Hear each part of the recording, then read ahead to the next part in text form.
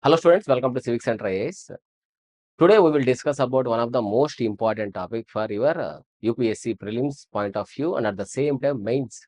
So the topic is nothing but foreign direct investments. Recently a report was out regarding the net FDIs. The net FDIs in Indian economy has been dwindling and at the same time gross FDIs have been stable. So that is the worrying trend for Indian economy. Let's look at what is this FDI, what are the different types of FDIs, are there any FDIs models in India, whether it should be under automatic route or it should be under government approval route, are there any changes in recent times, and what was the recent trends, especially what were the major countries from where we are getting these FDIs. So let's look at all about these FDIs in this video. So if you look at the report, drop in net foreign direct investments, that is the news. So if you look at the statistics, net FDI inflows in India dropped by 98.2% to about $40 million in May 2025, which is compared to $2.2 billion in May 2024, approximately 1 year. So let's understand FDI. What is FDI? In simple terms, any foreign entity or individual investing in another nation, that is called foreign direct investments. So these are generally very stable in nature because they were investing in physical assets and associated with long-term association. So that's why most of the times these FDIs are very stable in nature, and at the same time, these are also one of the major reason for forex reserves also. If India is getting too much of FDIs, then obviously India has a higher forex reserves, which were controlled by RBI. So this report also came from RBI. If you look at RBI's report, the net FDIs dropped. So let's understand what is net FDI and gross FDI. If you look at GDP comparison, let's let's understand these with GDP. So there is a net GDP or gross and net. So what was the major difference between gross and net? If you depreciate from gross, then it was net, right? In a similar way, there is a net FDI from gross FDI. From gross FDI, if you negate your repatriation of dividends or profits and outgoing FDI. So in simple terms, so let's suppose it is a XYG company which is investing in India and it has a good dividends, and at the same time this company is from, let's suppose, UK. The profits or dividends are getting back to their home country. That is the one reason. Second one, let's suppose in UK the economic policies and at the same time the government policies are very stable and very conducive for Indians. Then obviously from Indian side there are some high net worth individuals. These are very actively exploring in investment options. Then obviously they will simply go to invest in UK's assets. That is outward foreign direct investments. If you deduct these two from gross FDI, then it should be your net FDI. Despite strong gross FDI, the investor sentiment is very low when it comes to net FDIs are dwindling, nothing but reducing.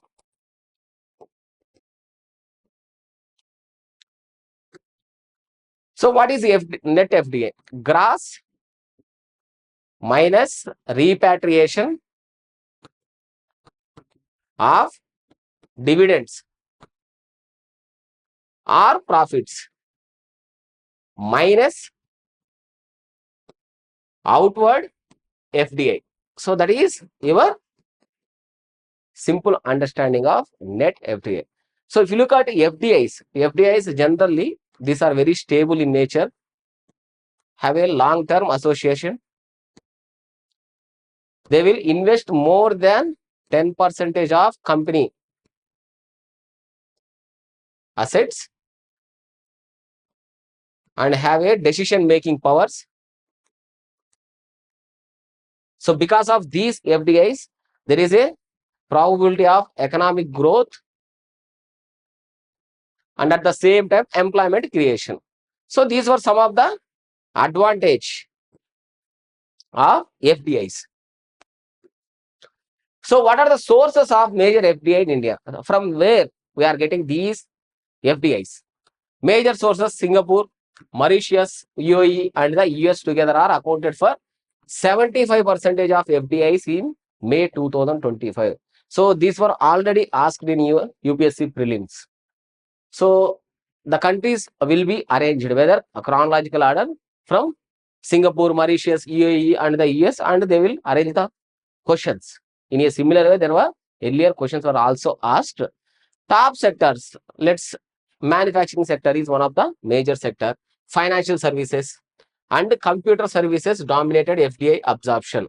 So these are the top sectors which are absorbing FDI funds.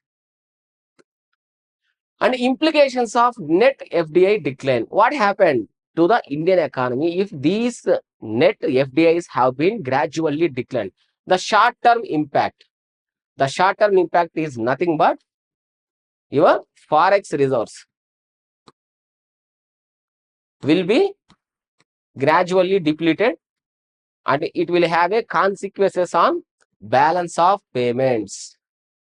So if you look at FDIs, especially under your foreign markets, these will considered under current accounts.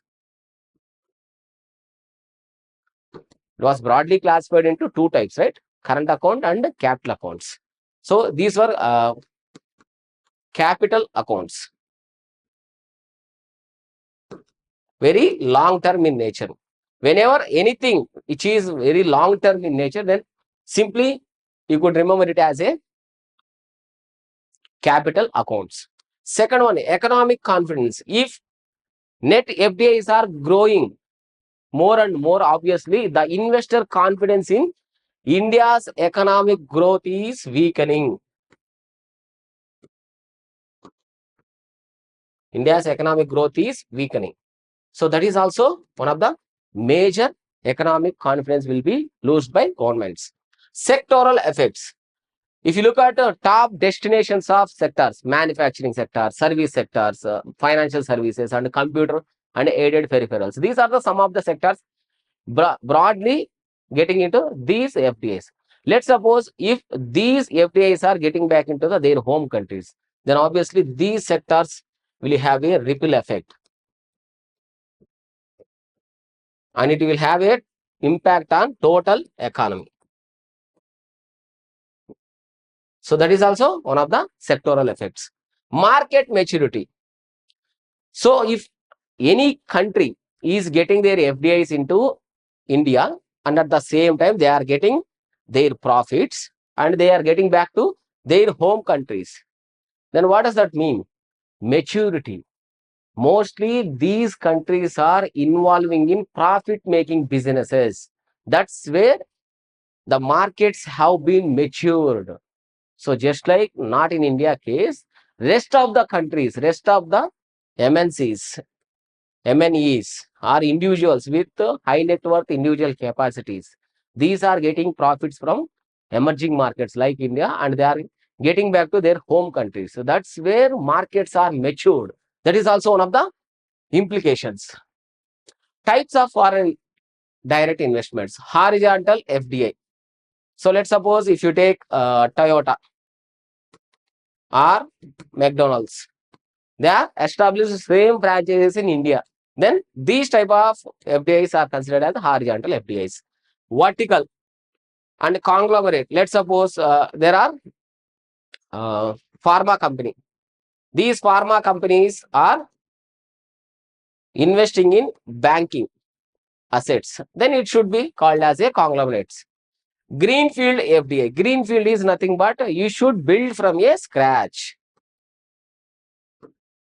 So generally, these type of greenfield investments are very low and very weak in India's economy. Why?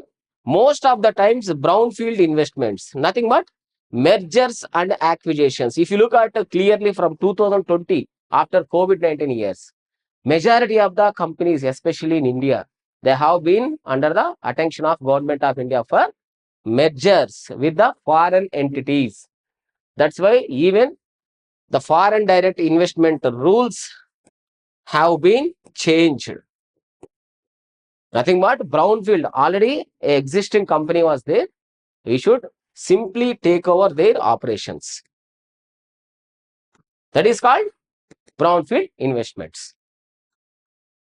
So let's look at some practice question. Consider the following with respect to foreign direct investments. FDI inflows are recorded under current account of the balance of payments. FDI contributes to the capital formation in the country. Which of the above statements are correct? A, 1 only, 2 only, both 1 and 2, neither 1 and not 2. FDI inflows are recorded under capital account. It should be capital, not current account. So the statement first one is incorrect. I see. Second one, FDI contributes to the capital formation of the country. Yes, your forex reserves will be high if more FDIs are coming to India. So there are two types of FDIs in India, right? First one is automatic. Second one, government approved route. Under automatic route, you should not take any permissions from any government, even from RBI also. But most of the cases, under automatic route, after you investing in India's manufacturing or you establish a company in India, just you should inform to RBI. Why? Let's suppose in future after 5 years or 10 years, you should wind up your businesses and going back to your home country. Then obviously, you need to take your money in your currency. Most of the times, US dollars. Who will pay this money? RBI. That's why they need a ledger on your company's profile. That's why under automatic route, generally you should not take permission from either Government of India or RBI, but you should give a proper note regarding your company's profile to the RBI. Second one, under government route, there are different ministries are working towards the government approval route. Foreign Investment Promotion Board, FIPB, which will function under DPIIT, which also comes under Ministry of Commerce Industry. It will take care of your government approved route. And also there are prohibited sectors under which your FDI is prohibited. Let's suppose lottery, gambling, atomic energy. These are some of the sectors where the government has considerably reduced the foreign direct investment in these sectors. And if you look at FDIs, especially these FDIs are not same for each and every sector.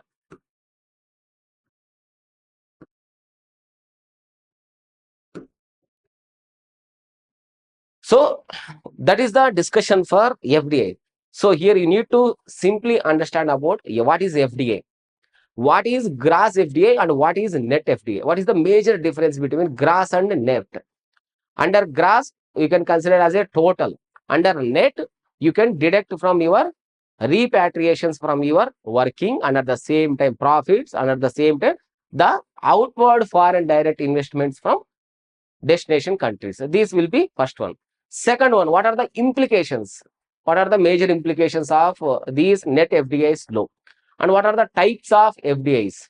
Whether it should be horizontal, vertical, or conglomerate, or green FDIs, or brownfield FDIs. These should be your understanding about FDIs. And one more important aspect about these FDIs are whether how these should be coming to the India, whether under the automatic route or under the government approved route. So who will consider these proposals before they are coming to the India? So that is the discussion for this class, net FDIs. So thank you for watching class. If you have any doubts regarding these topics, please let us know in the comment section so that we can have a more understanding about your subject clarity. Thank you for watching class. Once again, have a nice day.